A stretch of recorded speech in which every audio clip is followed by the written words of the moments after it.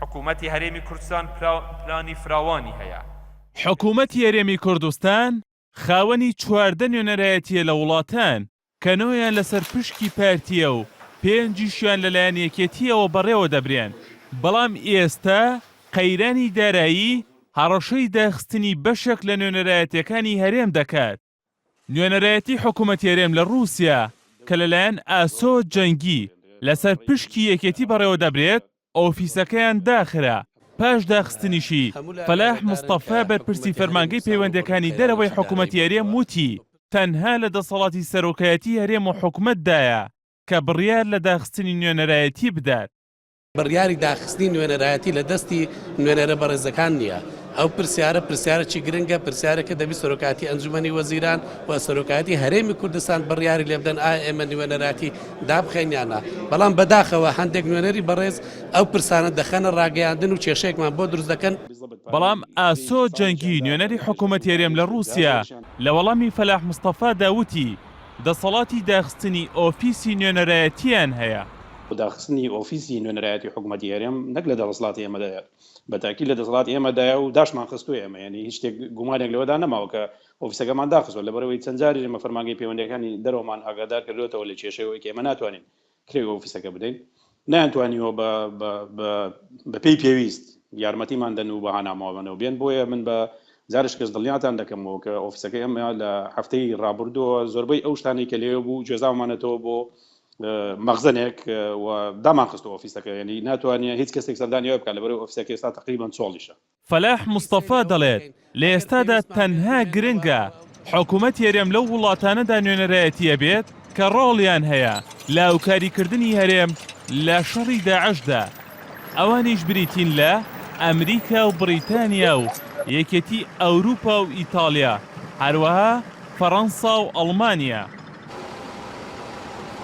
بەڵام جگە لە بریتانیا کە نوێنەرەکەی لەسەر پشکی یەکێتیە سەرجەم ئەو نوێنەرایەتیانەی دیکە لەسەر پشکی پارتی بەڕێوە دەبرێن. لە ماوەی ڕابردووشدا نازم دەباغ کە لەسەر پشکی یەکێتی نوێنەری حکوومەتی هەرێمە لە ئێران هۆشداریدا لە داخستنی نوێنەرایەتی حکوومەتی هەرێم لەو وڵاتەدا. بەڕای چاودێرانیش وردە وردە هەموو نوێنەرایەتیانەی کە بەدەستێکێتیەوەن بەرەو داخستن دەچێت چونکە حکوومەت بودجەی لێ بڕێون بە تایبەت نوێنەرایەتیەکانی نزیک لە خەتی رووسیا ئێران. بە بڕای بەشێک لە چاودێران لە ڕێگەی داخستنی نوێنەرایەتیەکانەوە پارتی دەیەوێت تەواوی پەیوەندیەکانی دەرەوە کۆنتڕۆڵ بکات و دەستی بەسەردا بگرێت. بەڵام هێشتا یەکێتی و لایەنەکانی دیکە بێدەنگن. بەشێک لە چاودێران پێیان وایە ئەگەر هەرێمی کوردستان بەنیازی دەوڵەتی کوردی بێت پێویستی بە هەموو نوێنەرایەتیانە دەبێت لە وڵاتاندا بە تایبەت کە رووسیا وڵاتێکی زلیێزە و ئێرانیش دراوسەیەکی کاریگەرە نەوەک نوێنەرایەتیەکان لە ژێر قەرزدا دابخرێن و بەشێکیشیان بەر شاڵاوی سزادان بکەون. حکوومەتی هەرێمی کوردستان چواردە نوێنەرایەتی لە دەرەوە هەیە کە 9 نوێنەرایەتیان لەلایەن پارتیەوە بەڕێوە دەبرێن و 5 نوێنەرایەتیەکەی دیکەش لەلایەن یەکێتیەوە بەڕێوە دەبرێن. ئەو نوێنەرایەتیانەی کە لەلایەن پارتیەوە بەڕێوە دەبرێن لەمانە پێکهاتوون.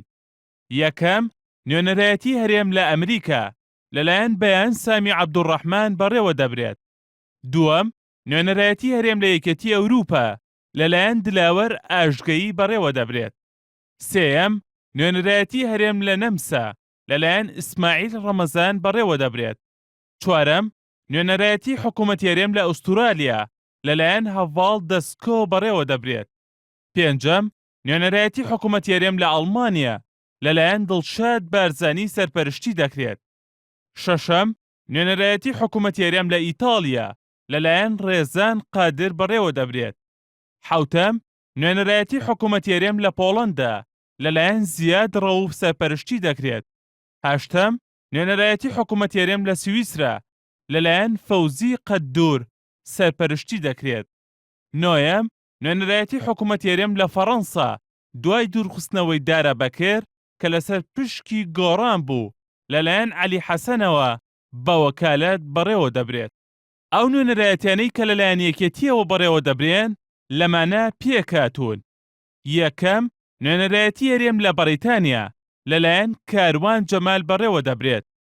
دووەم، نوێنەرایەتی هەرێم لە رووسیا لەلایەن ئاسۆ جەنگی بەڕێوە دەبرێت.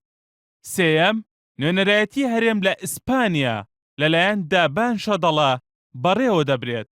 چوارەم، نوێنەرایەتی حکوومەتی هەرێم لە کۆماری ئیسلامی ئێران لەلایەن نازم دەباغ بەڕێوە دەبرێت. پێنجەم، نوێنەرایەتی حکوومەتی هەرێم لە سوید لەلایەن شۆڕش قادرەوە بەڕێوە دەبرێت. هونەر ئەحسان، NRT